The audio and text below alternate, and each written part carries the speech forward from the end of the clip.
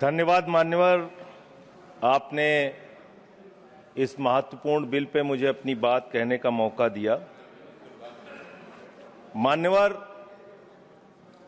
मुझे आज वो दृश्य याद आ रहा है जब भारत की सरकार किसानों के खिलाफ 3 काला कानून लेकर आई थी और उस समय हमने रोका था मान्यवर, निवेदन किया था, विनती की थी, हाथ जोड़ा था कि किसानों के साथ विश्वासघात मत कीजिए, लेकिन सरकार ने नहीं सुनी। सर, हमने विरोध किया, हम बेल में आए, सरकार को चिताया, हमें सस्पेंड करके बाहर कर दिया गया। सर, 7 दिन तक इसी संसद के परिसर में हम लोग निलंबित करके रखे गए। सरकार ने हमारी बात नहीं सुनी। 1.5 साल तक किसानों ने सड़क पे धरना दिया और 750 किसानों ने अपनी शहादत दी। संजय जी, उसके बाद बिल पर बोलिए। वो उसी पे बोल रहे हैं सर, इसी पे बोल रहे हैं, इसी पे बोल रहे हैं। इस देश का किसान, बोलिए, इस देश का मजदूर, इस देश का अन्नदाता। सर, आपका चेहरा आ रहा है, मेरा भाषण मेरा चल रहा है, चेहरा आपका आ रहा है। आपका इस देश का किसान, आपका आ रहा है, आपका आता है। इस देश का मजदूर, इस देश के करोड़ों लोग सड़कों पर उतरे, उनको खालिस्तानी कहा गया, पाकिस्तानी कहा गया, गोलियां चलाई गई, लाठियां चलाई गई, बड़े बड़े कील गाड़ दिए गए सड़कों पे। और 1.5 साल के बाद प्रधानमंत्री जी एक दिन प्रकट होते हैं, कहते हैं मेरी तपस्या में कमी हो गई, हम कानून वापस ले रहे हैं। आज मैं आपसे कहना चाहता हूं मान्यवर, यह ऐतिहासिक भूल आप करने जा रहे हैं, ये गुनाह और पाप आप दोबारा करने जा रहे हैं। और इस काले कानून को पास करने के बाद इस देश का मजदूर सड़कों पे उतरेगा, इस देश का किसान सड़कों पे उतरेगा, इस देश का आम आदमी सड़कों पे उतरेगा, जिसके पेट और पीठ दोनों पे आप छुरा मारने का काम कर रहे हैं। ये मैं कहना चाहता हूं मान्यवर।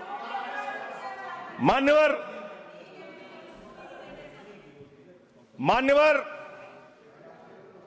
यह बिल किस मंशा और उद्देश्य के तहत लाया गया है? इस बिल को आपने कह दिया जी राम जी बिल है, जी राम जी बिल है।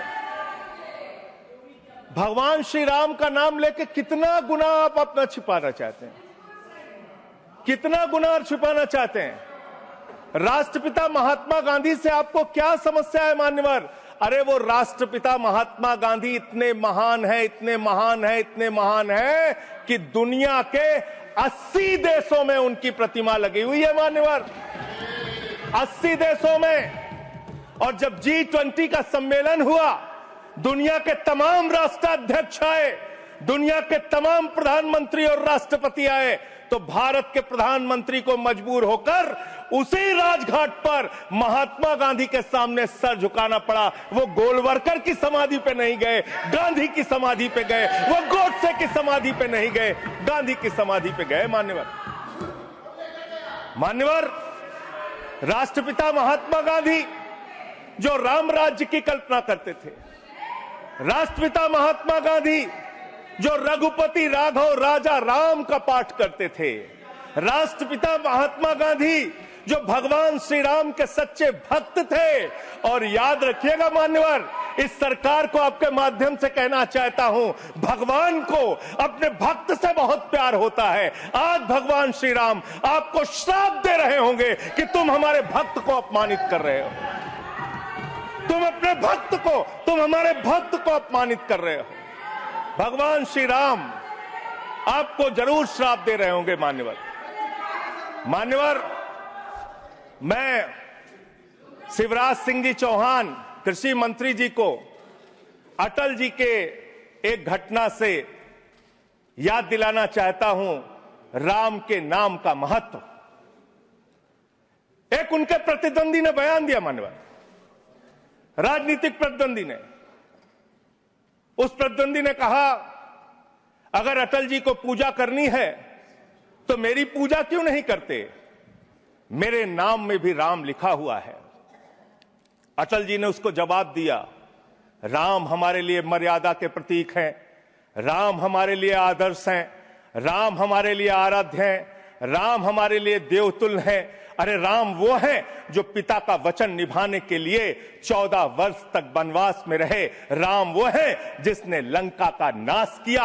और राम चरित्र का नाम है, राम मर्यादा का नाम है, राम आदर्श का नाम है। राम के नाम में चरित्र होना चाहिए, वरना तो हराम में भी राम लिखा हुआ है, वरना तो हराम में भी राम लिखा हुआ है। इसलिए राम का नाम लगा लेने मात्र से आपके गुनाह नहीं छिप जाएंगे। सुखराम नाम था ना मान्यवर, बेड के नीचे रुपया मिला था, बेड के नीचे रुपया मिला था। और मैं सोच रहा था कि जब क्या इस जी राम जी योजना से आप भगवान श्री राम का सम्मान कर रहे हैं या अपमान कर रहे हैं? आप भगवान श्री राम का सम्मान कर रहे हैं या उनको गली मोहल्ले गांवों में बदनाम कर रहे हैं? मैं पढ़ रहा था, एक खबर मिली, राजस्थान में मनरेगा योजना में 200 करोड़ का भ्रष्टाचार। मैंने पढ़ा गुजरात में 500 करोड़ रुपए का भ्रष्टाचार। ये सारे कागजात हैं। मैंने पढ़ा उत्तर प्रदेश में मनरेगा योजना में मजदूरों के नाम पे हजारों करोड़ का भ्रष्टाचार। हरियाणा में मान्य हजारों करोड़ का भ्रष्टाचार। सर योजना पे बोल रहा हूँ सर, योजना पे बोल रहा हूँ। सारा कागज चाहिए आपको, इनके भ्रष्टाचार का कागज चाहिए सर दे दूंगा, इनको दे दूंगा। लेकिन अब मैं सोच रहा था कि अब अगर चर्चा होगी तो क्या चर्चा होगी? लोग क्या कहेंगे?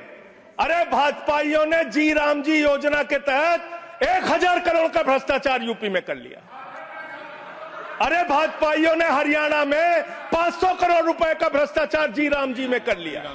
अरे भाजपाइयों ने महाराष्ट्र में जी राम जी के नाम पे करोड़ों का भ्रष्टाचार कर लिया। हाइपोथेटिकल बात कर रहे हैं।